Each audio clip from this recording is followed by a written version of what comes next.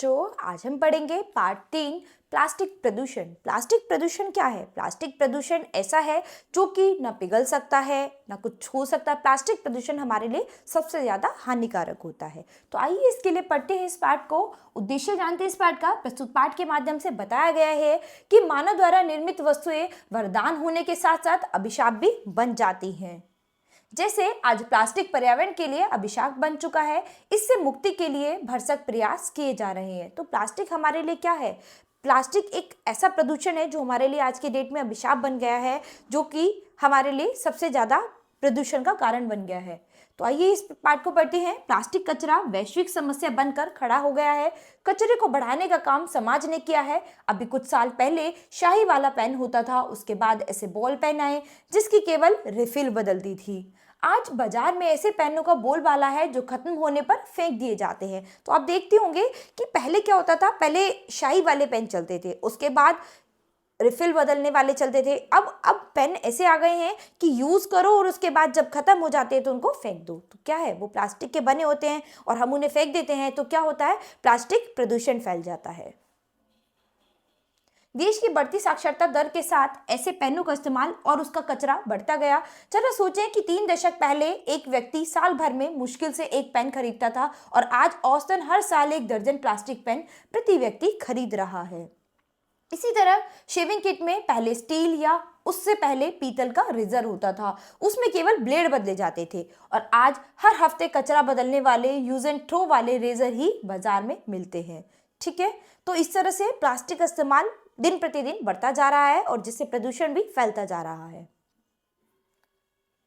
अभी कुछ साल पहले तक दूध भी कांच की बोतलों में आता था या फिर लोग अपने बर्तन लेकर डेयरी जाते थे। आज दूध तो दूध, पीने का पानी भी कचरा बढ़ाने वाली बोतलों में मिल रहा है। अनुमान है कि पूरे देश में हर रोज 4 करोड़ दूध की थैलियां और 2 करोड़ पानी की बोतलें कूड़े में फेंकी जाती हैं। मेकअप का सामान, घर में होने वाली पार्टी में डिस्पोजेबल बर्तन का प्रचलन, बाजार में सामान लाते समय पॉलीथीन की थैलियां लेना, हर छोटी बड़ी चीज की पैकिंग, ऐसी न जाने कितनी तरीके हैं जिनसे हम कूड़ा कचरा बढ़ा रहे हैं। तो बहुत सारी चीजें ऐसी हैं प्लास्टिक की जिनसे हम दिन प्रतिदिन कूड़ा कचरा फैला रहे हैं, और प्लास्टिक का प्रदूषण हमारे लिए सबसे ज्यादा हानिकारक है, क्योंकि प्लास्टिक जो है ना वो गलती है, ना वो पिघलने के बाद वापस अपना रूप वैसे ही ले लेती है। केरल राज्य ने इस विकराल समस्या को समझा और पूरे राज्य में कचरा कम करने के लिए कुछ कदम उठाए। इस दिशा में उठाए गए कदमों में से सबसे ज्यादा सफल रहा है डिस्पोजेबल बॉल पेन के स्थान पर शाही पेन के इस्तेमाल का अभियान। सरकार ने पाया कि हर दिन लाखों रिफिल और एक बार इस्तेमाल होने वाले प्लास्टिक पेन राज्य के कचरे में इजाफा कर रहे हैं। इसलिए कार्यालय आदेश निकालकर सभी सरकारी दफ्तरों में बॉल पॉइंट वाले पेनों पर पाबंदी लगा दी गई। अब सरकारी खरीद में केवल शाही पेन खरीदे व इस्तेमाल किए जा रहे हैं। राज्य के स्कूल, कॉलेजों और चौराहों पर कचरा बन गए बॉल पेनों के एकत्रीकरण के लिए डिब्बे लगाए गए हैं। कई जिलों में एक दिन में 5 लाख तक बेकार प्लास्टिक पेन एकत्रित हुए। इस बीच शाही पेन और शाही पर भी छूट दी जा रही है। अनुमान है कि यदि पूरे राज्य में यह योजना सफल हुई तो प्रतिदिन 50 लाख प्लास्टिक पेन का कचरा पर्यावरण में मिलने से रह जाएगा। इन एकत्र पेनों को वैज्ञानिक तरीकों से निपटाया भी जा रहा है। तो क्या हो रहा है, ये प्लास्टिक पेन जितने ज़्यादा मिलते जा रहे हैं उतने ज़्यादा कचरा हमारा बढ़ता जा रहा है। ठीक है, तो ज़्यादा से ज़्यादा आप कोशिश करें कि इस तरह के प्लास्टिक पेनों का यूज़ ना करें। इसके अलावा राज्य सरकार ने कार्यालयों में सील बंद पानी की बोतलों के स्थान पर स्टील के बर्तन में पानी, सरकारी आयोजनों में फ्लेक्स बैनर और गुलदस्ते के फूलों को पॉलीथीन में लपेटने पर रोक लगा दी है।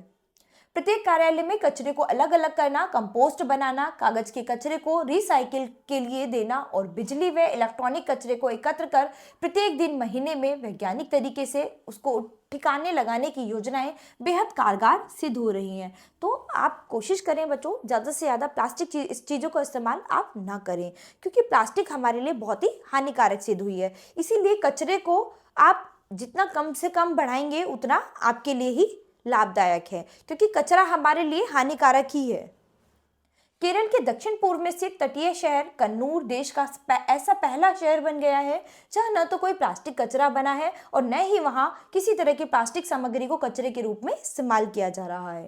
केरल राज्य के स्थापना दिवस 1 नवंबर 2016 को जिले ने नल नाडु नल्ला मन्नू अर्थात सुंदर गांव सुंदर भूमि का संकल्प लिया और 5 महीने में यह मूर्त रूप में आ भी गया। कन्नूर ने जब तय किया कि जिले को देश का पहला प्लास्टिक मुक्त जिला बनाना है तो इसके लिए जिला प्रशासन से ज्यादा समाज के अन्य वर्ग को साथ लिया गया। बाजार, रेस्तरां, स्कूल, एनजीओ, राजनीतिक दल आदि एकजुट हुए। पूरे जिले को छोटे छोटे क्लस्टर में बांटा गया। फिर समाज के हर वर्ग खासकर बच्चों द्वारा इंच इंच भूमि से प्लास्टिक का एक एक कतरा बिना गया। तो इस तरह से आपको भी क्या करना है, आपके आसपास जितने भी प्लास्टिक के कचरे आपको दिखाई दें सब कचरे को आपको बिनना है और कूड़ेदान में डालना है।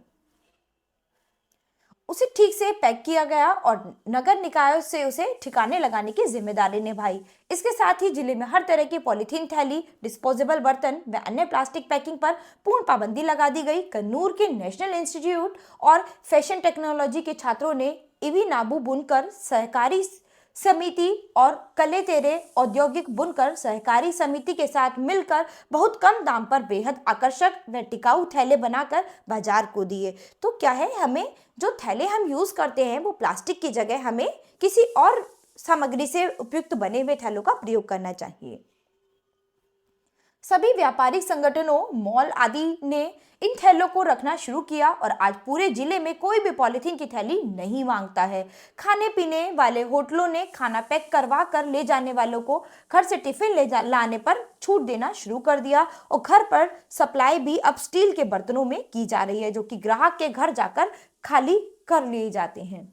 ठीक है, तो अब आप देख रहे होंगे कि घर पर जो खाना सप्लाई करते हैं वो भी टिफिन सिस्टम, आपने सुना होगा टिफिन सिस्टम, जो स्टील के टिफिन में खाना सप्लाई किया जाता है। या फिर आप किसी होटल या रेस्टोरेंट में जाते हैं, वहां पर भी आप देख सकते हैं कि स्टील के बर्तनों में या फिर कांच के बर्तनों में आपको खाना खिलाया जाता है। तो प्लास्टिक का इस्तेमाल जितना हो सके ज्यादा से ज्यादा आपको कम करना चाहिए। केरल के अलावा अन्य भारतीय राज्यों ने इस समस्या को दूर करने का प्रयास किया है। सिक्किम से 125 किलोमीटर दूर स्थित एक गांव लाचेन ने खुद को पूरी तरह प्लास्टिक मुक्त करने में सफलता पाली है। हुआ यह कि यहाँ के कई परिवार ऑर्गेनिक खेती करते हैं और बढ़ते प्लास्टिक के कचरे से उनकी फसल पर विपरीत असर पड़ रहा था।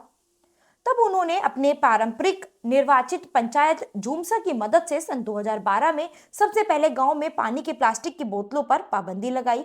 फिर खाना रखने और खाने के लिए प्रयुक्त डिस्पोजेबल डिब्बों आदि पर पाबंदी लगाई। तो आप भी कोशिश करें, जितनी ज्यादा चीजें आप अवॉइड कर सकते हैं प्लास्टिक की, आप अवॉइड कीजिए।